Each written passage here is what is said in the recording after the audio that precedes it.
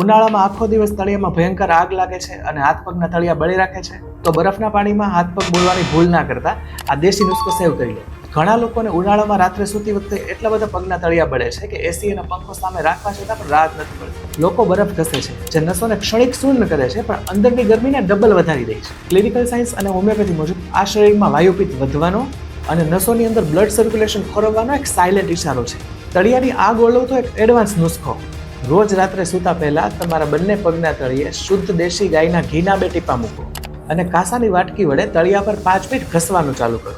જ્યાં સુધી તમારું પગનું તળિયું સહેજ કાળું ના પડે ત્યાં સુધી ઘસવાનું ચાલુ રાખો. સાયન્સ કહે છે કે કાસુ અને ગાયનું ઘી બંને ભેગા મળી અને શરીરના પ્રેશર પોઈન્ટમાંથી ચુંબકની જેમ પિત્ત ખેંચી લે છે. આ નુસ્ખો કરવાથી પહેલા જ દિવસથી ગાઢ ઊંઘ આવશે અને પગના તળિયાની બળતરા ગાયબ થશે. જો તમે ઉનાળામાં હાથ પગની બળતરા અને નસોની નબળાઈ દૂર કરવાનો કમ્પ્લીટ હોમિયોપેથી રૂટીન મેળવવા માંગો છો તો કોમેન્ટમાં કુલ લખો. હું તમને કમ્પ્લીટ ગાઈડલાઈન મોકલી આપીશ.